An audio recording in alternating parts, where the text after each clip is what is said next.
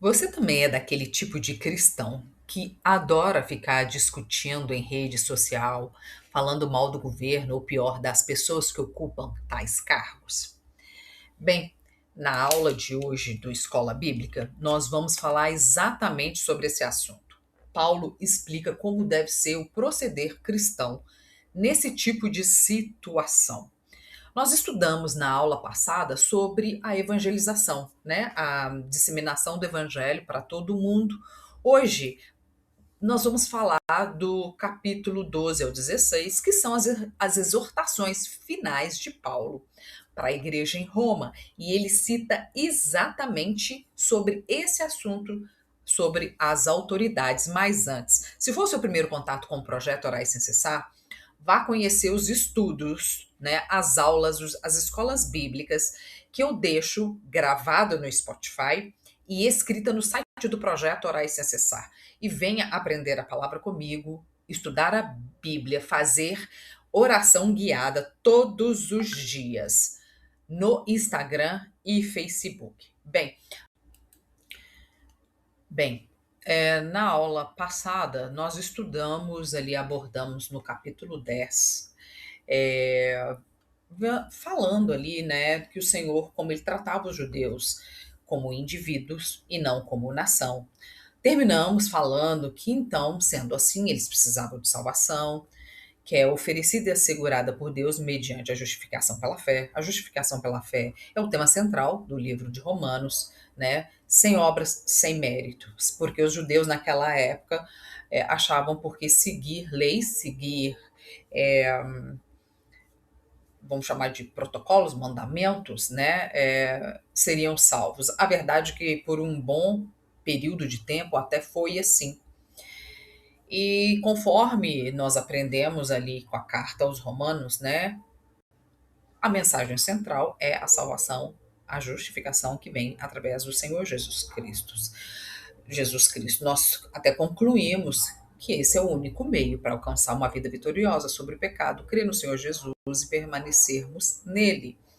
Paulo, durante toda a carta aos Romanos, ele falou da rejeição dos judeus, da diferença entre lei e graça, sobre a justificação dos perdoados, a justiça de Deus que é revelada nos evangelhos, sobre redenção, propiciação, exemplo de fé. Ele citou inclusive Abraão, bênçãos e justificação. Falou ainda sobre o batismo, andar no Espírito. Depois explicou que foi pela rejeição de Israel, quando ele cita ali a árvore, né? Falando com a gente. Não pense tu que por ser jambuzeiro, eles são, né? A oliveira verdadeira, que por eles terem sido tirados, né? Não é para nós nos engrandecermos em cima deles, fazendo ali, por causa dessa rejeição deles, usando esse exemplo da árvore, que nós alcançamos a salvação, essa promessa de salvação, né, de Israel no presente. E ainda vimos, né, na aula passada, a obrigação do ID para a proclamação do evangelho a todos. E a partir do capítulo 12, Paulo vai entrar na prática, né, dos seus ensinamentos ali, na aplicação da vida real, como deve ser o viver cristão.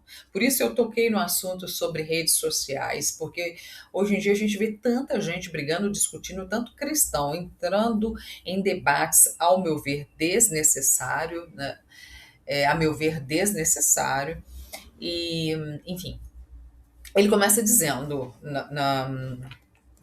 ali já no capítulo, no verso 1. Rogo-vos, pois, irmãos, pelas misericórdias de Deus, que apresenteis o vosso corpo por sacrifício vivo, santo e agradável a Deus, que é o vosso culto racional. E não vos conformeis com esse século, mas transformai-vos pela renovação da vossa mente, para que experimenteis qual seja a boa, agradável e perfeita vontade de Deus. Né? Então a gente vê ali pela essa renovação da mente, essa é a glorificação, é o tema-chave, né, da parte ali da carta aos Romanos. Paulo vai demonstrar como deve ser feito o uso dos dons espirituais, ele ensina sobre como deve ser, né, membro do corpo de Cristo. Ele começa falando lá no verso 16, tende o mesmo sentimento uns para com os outros, em lugar de ser desorgulhosos, condescendei com o que é humilde. Não sejais sábios aos vossos próprios olhos. Paulo, então, ali começa a ensinar como deve ser o andar do cristão. Ele começa ali dentro da igreja falando sobre orgulho, né? Para andarmos com os humildes. Ele começa falando ali que dentro de uma congregação não devemos diferenciar pessoas, mas tratarmos todos como irmãos, inclusive os mais simples, os mais humildes. No livro de Efésios e em 1 Coríntios, também no capítulo 12, ele faz ali também uma lista de diferentes dons espirituais, como ele faz aqui em Romanos, no capítulo 12. Porque como é importante o cristão, inclusive, conhecer com segurança sobre esse assunto, para que ele possa se regozijar nessa riqueza espiritual com que Deus presenteou a igreja, bem como saber discernir aqueles que enganam a igreja dizendo ter algum tipo de dom, fazendo manobras e malabarismos, né? Essas pessoas estão repletas de poderes malignos. Inclusive no Instagram eu comecei até uma série, hoje eu quero tocar nesse outro assunto lá no Instagram, sobre não acredite em super-heróis porque eles não existem. Eu falei de uma senhorinha do coque, uma pessoa que aos nossos olhos acima de qualquer suspeita e que está enganando dentro da igreja dela, e dei um outro exemplo de uma outra pessoa. Enfim, existe aí pastores, ministradores e N pessoas que usam dos dons, né, como manobra, como fazendo malabarismo, até malabarismo dentro dos cultos. Nos versos do 9 ao 20 do capítulo 12 ainda, Paulo enumera os mandamentos que devemos praticá-los, né? E ele fala que o amor, né, segundo lá no precisa ser sem hipocrisia, porque quando Paulo fala até para não usar os dons, né, como manobra, ele está falando, não seja hipócrita. Isso, usar, fingir que tem um dom para enganar uma pessoa, um próximo, demonstra muito que você não o ama, que você não é aquele cristão que ama o próximo como a si mesmo. No capítulo 13, Paulo vai ensinar o respeito que precisamos ter com as autoridades terrenas, né? Para mim, ali, inclusive, o verso 7 descreve basicamente ali todo esse ensinamento, porque ele fala assim: pagai a todos o que lhes é devido, a quem tributo, tributo, a quem imposto, imposto, a quem respeito, respeito, e a quem honra, honra. E é exatamente esse versículo aqui que é a chamada do vídeo da escola de hoje, né? Quanto as pessoas vão para a internet para falar mal das autoridades. A Bíblia nos ensina a orar e colocar nas mãos de Deus. Nós não devemos nos levantar. Ah, mas eu sou de direita e o governo é de esquerda, ou vice-versa, eu sou de esquerda e o governo é de direita. É para colocar nas mãos do Senhor. A palavra fala que toda autoridade, mesmo aquela que nós não concordamos com ela, foi colocada por Deus. Por isso, Paulo termina falando: pagai a cada um ou a todos o que lhe é devido, a quem tributo, tributo, a quem imposto, imposto, a quem respeito, respeito, e honra, honra. Ele não está dizendo para falar isso só na frente da pessoa, mas principalmente quando a pessoa não está perto, ou na maioria das vezes, como é um cargo que a gente não tem acesso às pessoas, não é para ficar nessa debate, nessa discussão, nessa briga, dissensões, confusões na internet, tomando partido. Não foi para isso que nós fomos chamados. Paulo aqui vai provar que nenhum membro da Igreja de Cristo, né, está isento dessas suas responsabilidades civis. O que vem ainda dizer, aqui ele está falando exatamente sobre imposto. A gente conhece muita gente dentro de igreja, dentro de congregações, que tem ali microempresário ou empresário, né? Tem, enfim, uma empresa de pequeno, grande, médio porte, e que fica fazendo as suas manobras para não pagar imposto. Não é isso também que nos ensina a palavra. Ah, mas é caro. Conversa com Deus. Não é para ficar fraudando. O governo já cobra muito. Vamos orar. A gente tem que entender que a palavra fala para nós orarmos pelo nosso governo, que quando nós somos administrados por um governo mau, todo mundo sofre. É por isso a importância de grupos de oração, e o projeto Orar Sem Cessar é exatamente para isso, para a gente orar. Eu até coloquei no Instagram do projeto Orar Sem Cessar, mostrando quais são as profecias que o Senhor prometeu ao Brasil, para que possamos levantar clamor. Né? Ninguém deve se sentir livre para violar leis estabelecidas pelas autoridades. Não é isso que a palavra nos ensina, pelas autoridades governamentais, das quais nós estamos debaixo. Paulo afirma que não há autoridade que não proceda de Deus. Ah, mas esse governo só faz coisa errada. Não há autoridade que não proceda de Deus. Então tudo deve ser colocado nas mãos do Senhor, porque resistir à autoridade, segundo Paulo fala aqui, é resistir a Deus. O imposto, né, de sempre, já questionado inclusive lá pelos próprios discípulos, eles foram questionar o Senhor se deveria realmente pagar imposto ou não. E não foi isento aos seguidores de Cristo, não será isento a nós. Fraudar, assim que o governo, né, a Receita descobre, sim, você vai ser penalizado. E não adianta chorar, orar, buscar do Senhor, porque você sabe que você está fazendo coisa errada. E isso não agrada a Deus. E te digo mais: você, por ser cristão, corre o risco de ser descoberto muito mais rápido do que aquele que não é cristão. É isso mesmo. Quem não é cristão, muitas das vezes passa anos sem fraudando, levando vantagem. Você, cristão, nas primeiras ou das poucas vezes que o fizer, vai ser descoberto. Pelo simples fato de ser cristão, o castigo, a mão sobre você pesa mais. A nossa sujeição deve ser a Deus, e ela implica nessa sujeição às autoridades. Esse também podemos chamar que é o nosso culto racional, quando nós prestamos a Deus, que diz respeito também a essa sujeição às autoridades. Nós estamos sendo racionais, nós entendemos que é isso que precisa ser feito. O próprio Senhor Jesus ensinou quando ele diz, né, quando ele os fariseus vêm tentar confrontá-lo, Jesus fala com eles: dai a César o que é de César e a Deus o que é de Deus. O Senhor Jesus falou do dever do contribuinte, mas nesse versículo, Paulo aperta um pouco mais, dizendo que, além da contribuição, nós devemos respeito e honra. Jesus fala: dai a César o que é de César. Paulo fala: imposto a quem deve imposto, tributo a quem deve tributo, respeito a quem deve respeito e honra a honra. Então, Paulo ainda aperta mais ali a nossa obrigação como cristão.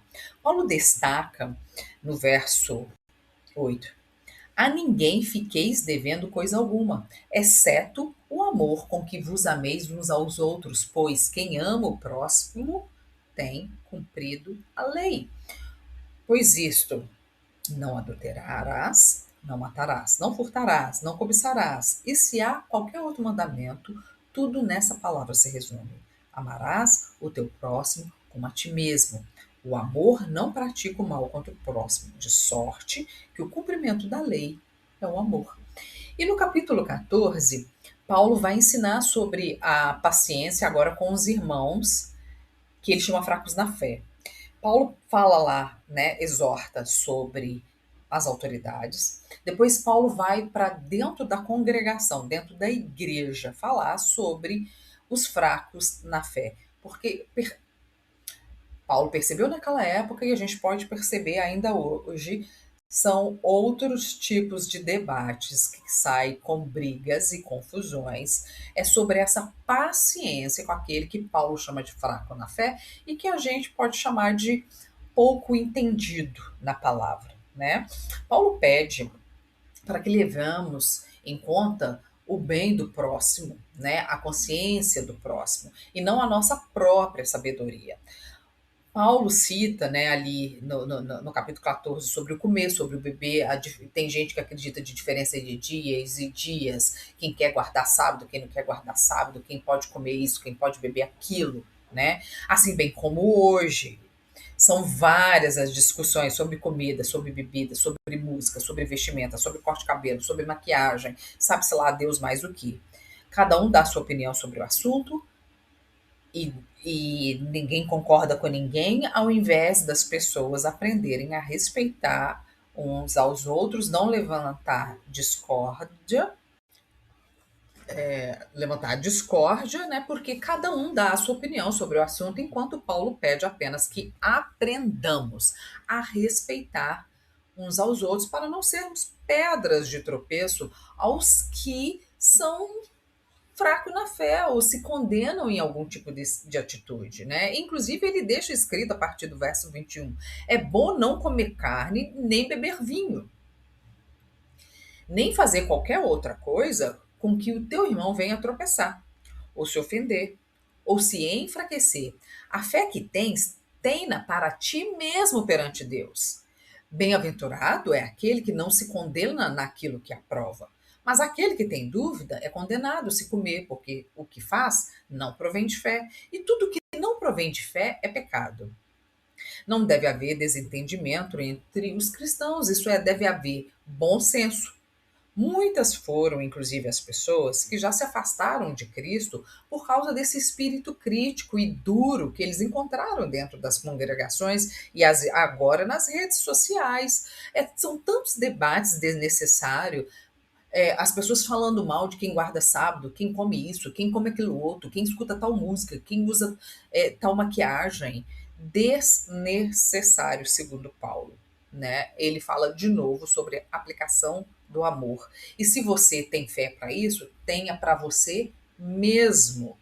E ele até chama, inclusive, de é, bem-aventurado é aquele que não se condena, então seja bem-aventurado sem incomodar os outros. No capítulo 15, Paulo continua dizendo, né, que nós precisamos ser imitadores de Cristo. Ele fala, portanto, cada um de nós agrade ao próximo no que é bom para edificação, confirmando o que a gente acabou de falar sobre essas discussões inúteis, porque também Cristo não se agradou a si mesmo. Então, muitas das vezes, a gente vai deixar passar alguma dessas discussões, desses debates, não simplesmente para não entrar em debate desnecessário, em confusão, em briga desnecessária. E depois de falar das fraquezas dos nossos irmãos, Paulo continua e faz uma maior aplicação desses princípios, né? Além de dizer que somos membros do corpo de Cristo, Paulo cita ali o Antigo Testamento para provar que a salvação dos gentios já estava profetizada como parte dos planos de Deus. Paulo cita ali o profeta Isaías, inserindo ali no contexto os gentios.